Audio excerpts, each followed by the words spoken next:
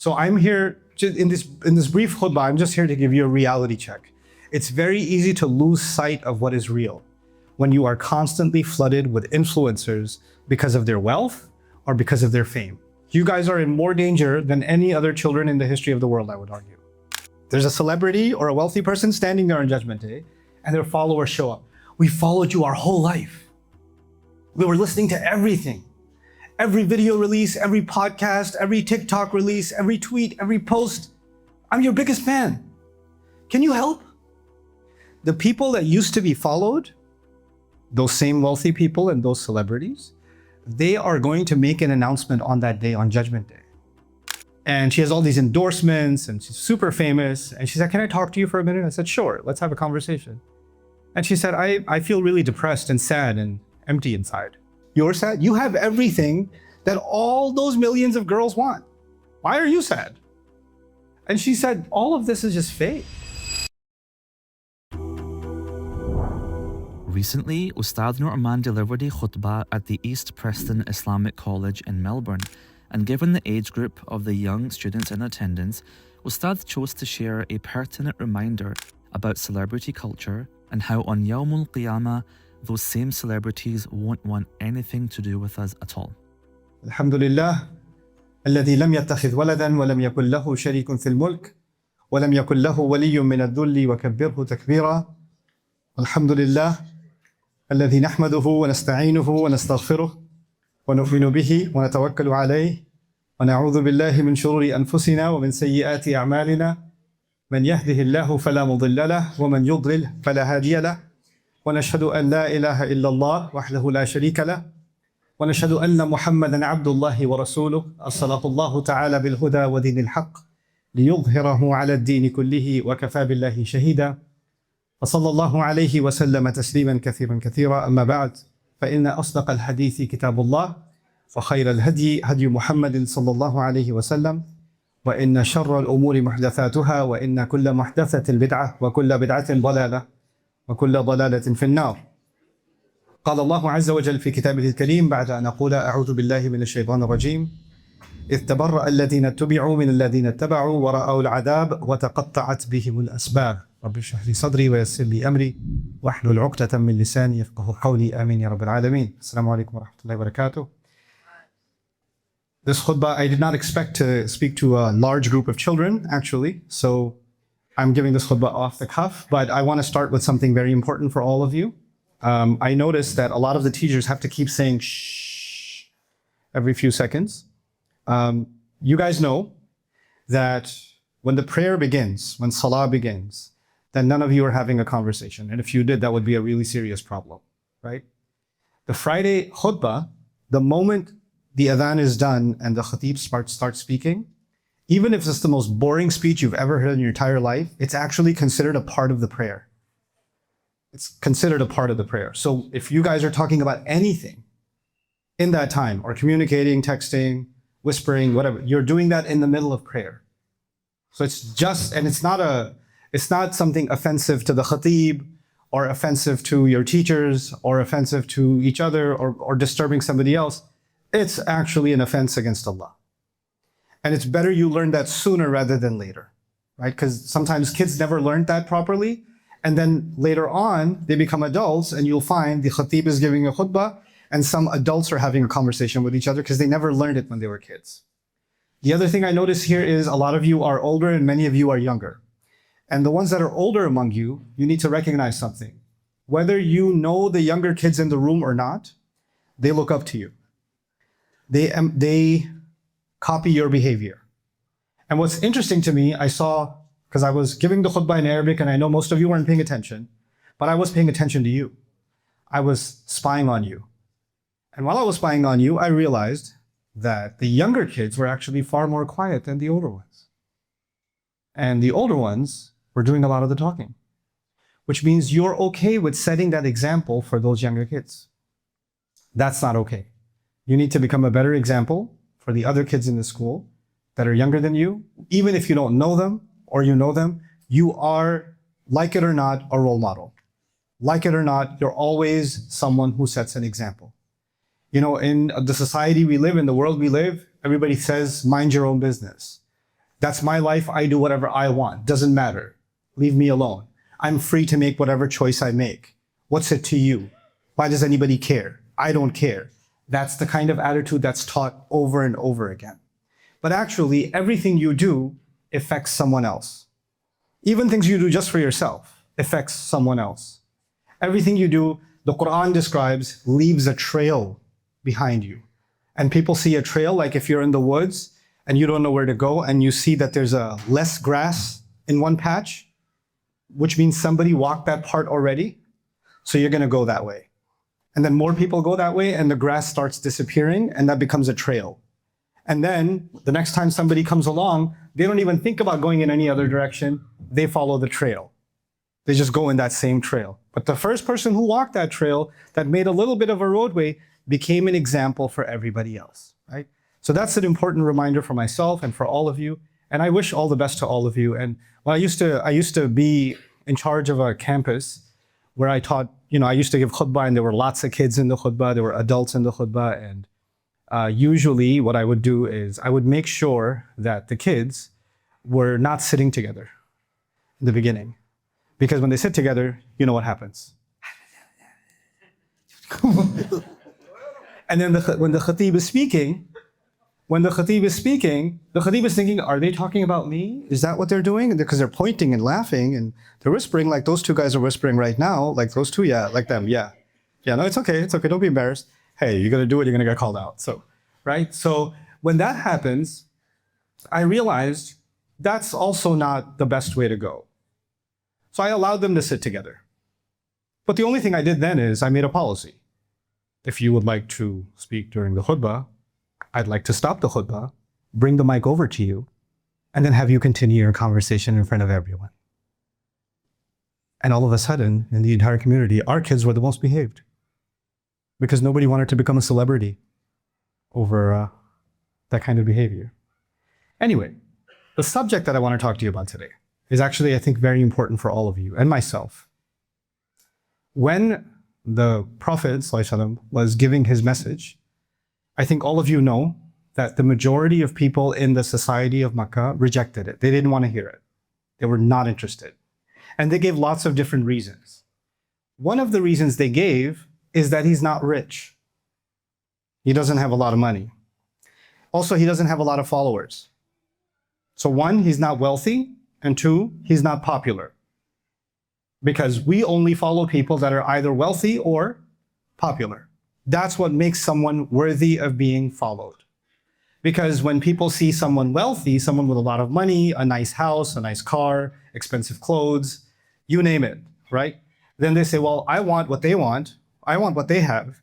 So maybe if I follow them, I'll learn their secret and learn to become like them. And then one day I can be wealthy too.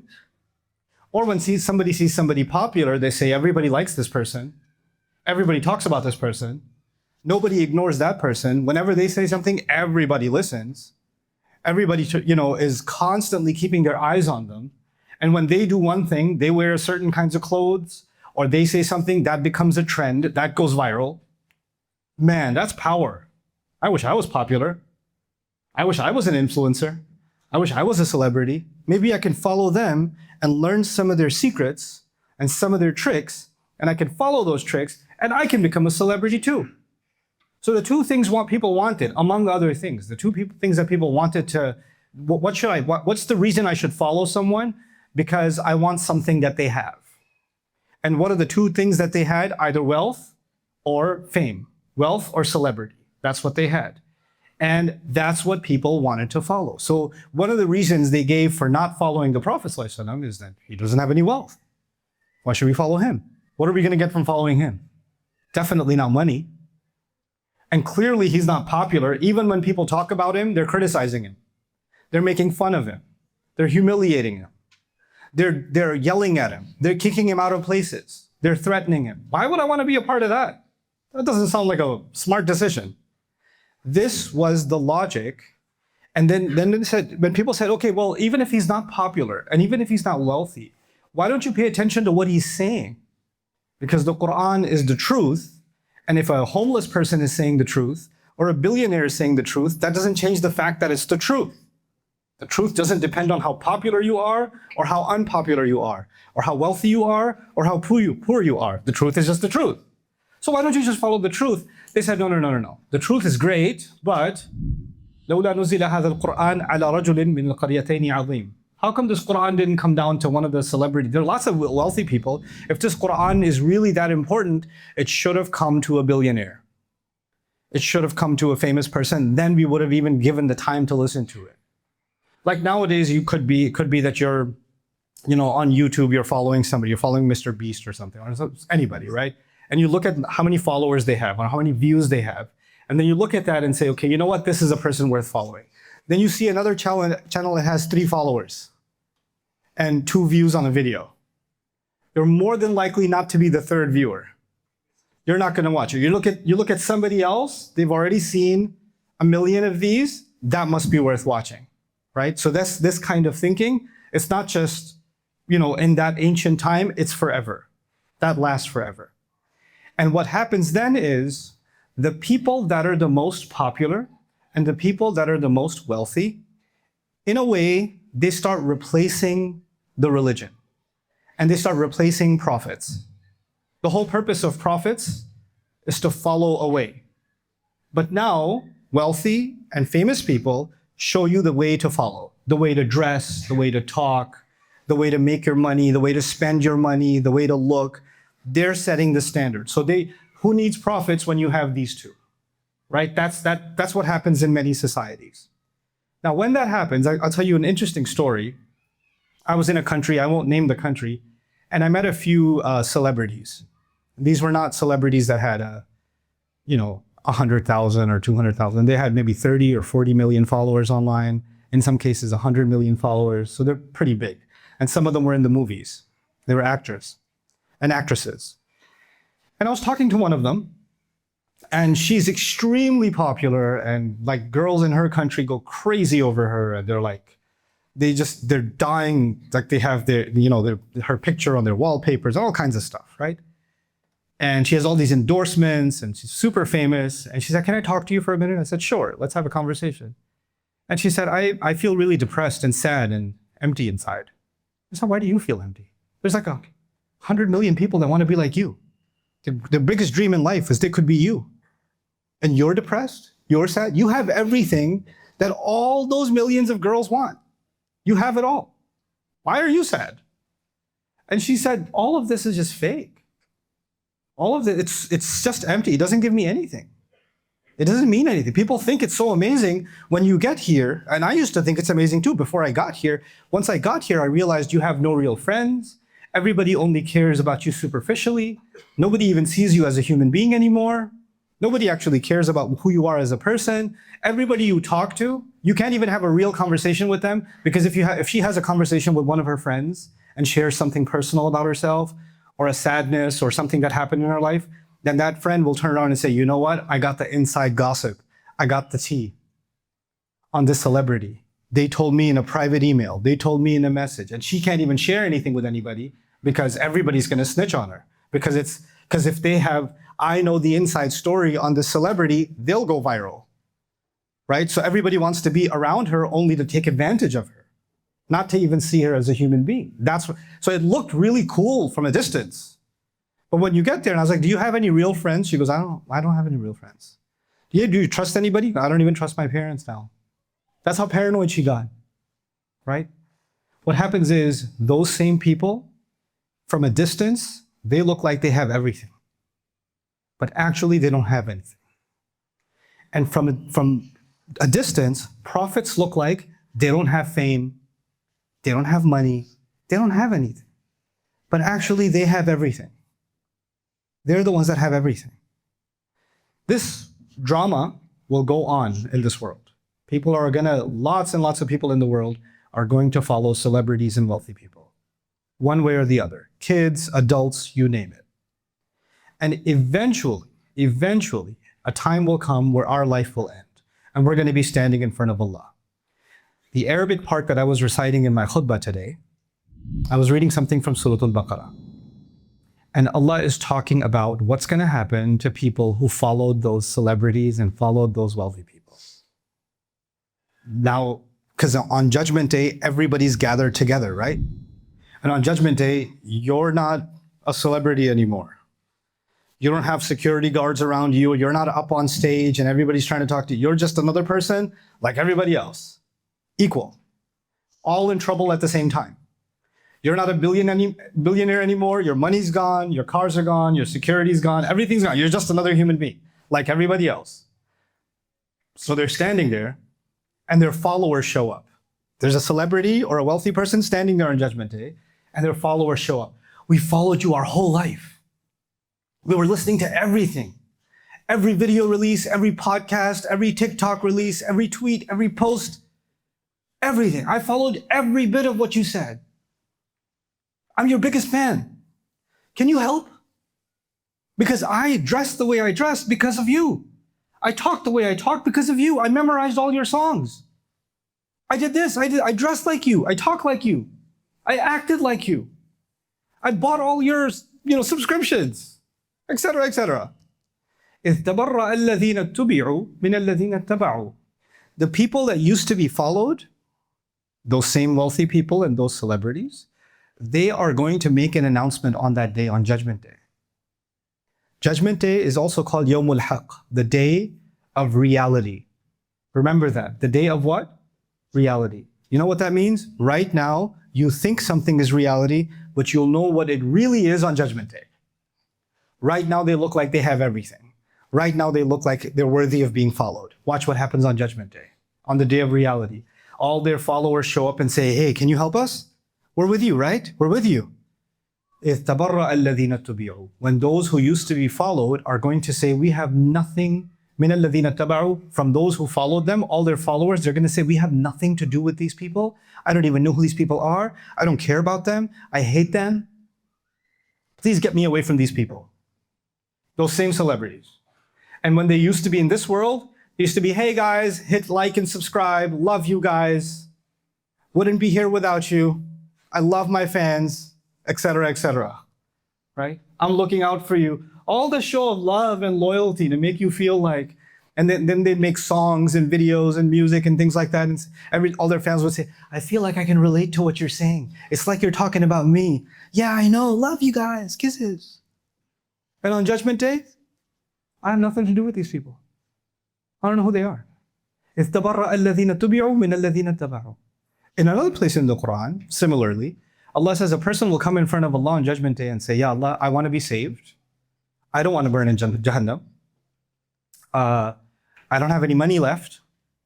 I don't have any influence left. Can I offer my parents? You can take them. I want to be saved. You can take my kids. I want to be saved. You can take my extended family. I want to be saved. That's not enough? Okay, how about you take the rest of the population of planet Earth and put them, وَمَنْ فِي الْأَرْضِ جَمِيعًا, put everybody on the earth in hell, just save me, please. That's what they're going to say. That's what they're going to show you who they really care about. You cared so much about them. You gave them your time, your attention. You gave them a part of your brain. You gave them a part of your tongue. You gave them your ears. The most valuable things you have, you gave that to them. And this is what they're giving you. You're just worth fuel for a fire.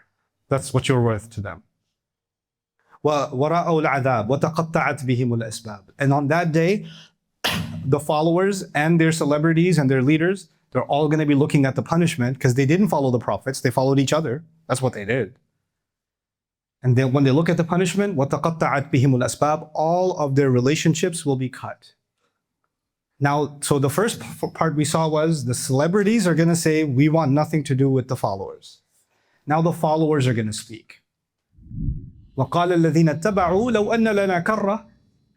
The followers will say, if we had another chance, if we could go back to the world, لَنَتَبَرَّأَ مِنْهُمْ كَمَا تَبَرَّأُوا مِنَّا. We would cut ourselves off from these people. We would say we have nothing to do with them, the same way they're saying we have nothing to do with you now. The way they are saying, I want nothing to do with you people, we would have done exactly the same thing. Ya Allah, just give us another chance. I got it. Now I'm blocking them. Unfollow. No more an addict to their content. I'm all done with it. Right? Allah says, كَذَلِكَ يُرِيهِمُ اللَّهُ أَعْمَالَهُمْ حَسَرَاتٍ عَلَيْهِمْ. That is how Allah will show people their deeds so they can regret and regret and regret over what they used to do. You guys are very, very young, and you're living in a very strange time in the history of the world. You are being flooded with messages about who to follow. You're being flooded like no other generation of children before you in the history of the world. This never happened. You guys are in more danger than any other children in the history of the world, I would argue. So, and Allah decided that you should be born now. If you were born 100 years ago, your biggest problem would have been your best friend has a nicer goat than you do. Right? That was, you know. But, you know, that's not the case. You're living in the age of social media. You're living in the age of influencers. You're living in the age of constant messaging. And let me tell you something about that. You guys have heard about gambling before? You can nod if you have. Have you heard about gambling? You know how gambling and alcohol and these things become addictions? They become addictions. You know, when Facebook and Snapchat and Instagram and TikTok, some of these companies that are, Facebook's for old people, I know, but like some of these other social media platforms, when they were building their platforms, they needed to figure out how to keep people hooked, how to keep people swiping. Because the longer you stay on the app, the more money they make. So it's not, you think it's free content, but actually your attention makes them money. So it used to be in the old world, they used to get gold out of the ground and diamonds and minerals, and you sell those were the resources. Human attention is actually something that makes money too, from the algorithms and advertising revenue and viewership revenue. This is how they build their revenue. So they're making money off of your attention. So they needed to figure out, how do I keep this 14-year-old, how do I keep this 13, 12-year-old or 16-year-old, how do I keep them on my app? And how do I keep them strolling, and because I need to keep them on here longer. I need to make them addicted. So what they did is they hired the best developers, the best designers of casinos in Las Vegas. Las Vegas is a place that has a lot of gambling casinos where people go because they have a gambling problem, and they have those slot machines. Have you ever seen those slot machines before? They have those slot machines, and those people, you know what they do in those slot machine halls? They pump extra oxygen into those halls so people don't get sleepy. And they give free drinks. You get free Cokes and free caffeinated sodas and coffees and whatever, so people get hyped up and they stay awake, and they'll give you free Red Bulls and stuff. It's because they want people just sitting there and not getting up and keep gambling and keep gambling and keep gambling. And people will lose their house, they'll lose their life savings and all of it, but they designed it, and they even set up cameras so they can watch the eyeballs of the gambler to see if they're dilating or not, to create excitement for them. They'll run all these experiments on those people. Those people that ran those experiments and created those environments, they're the ones that designed social media apps. They were hired to create addiction for you and me. And you're just kids. You're going to easily fall into addiction, easily. So I'm here, in this brief khutbah, I'm just here to give you a reality check. It's very easy to lose sight of what is real when you are constantly flooded with influencers because of their wealth or because of their fame. Maybe they're famous because of their athleticism or because of their beauty or because of their some entertainment that they do, whatever it is that made them famous. Those things will become an addiction for you, and you're not going to be able to get out of it. So it's, in the end, you're the one responsible to step out of that, inshallah ta'ala, and follow something that's actually real.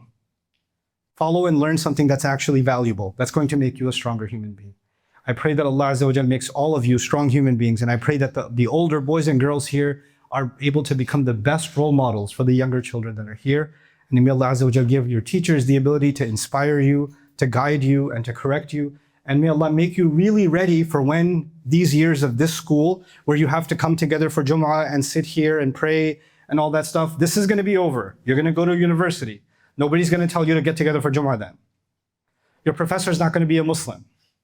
He's going to be an atheist. That's going to happen. They're not going to talk about Allah and His Messenger. They're going to talk against Allah and His Messenger. That's going to happen too. This is the time you have to get ready for that time. You're here to get ready for what's going to happen after.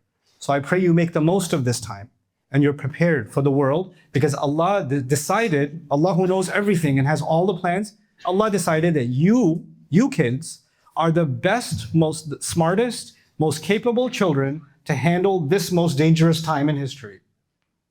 He didn't choose any other children, any other human beings. He chose you for this time because He knows you're the most capable to handle it. So that's Allah's plan for you. So I pray that you're able to live up to that potential that Allah sees in you. Barakallahu li wa lakum fil Qur'an al-Hakim wa nafa'ani wa iyyakum bil ayati wa dhikr al-Hakim. Almost 300,000 souls have already been gifted a Bayyinah TV sponsorship, and the impact has been immense. But over 50,000 eager students who can't afford it are still waiting to begin their journey. You can help. Visit bayyinah.com/gift to share the gift of the Quran so that another soul can explore the depths of Allah's words. Their access lasts a year, but its impact may last a lifetime. I want you to help me help them and give the gift of Bayyinah TV today.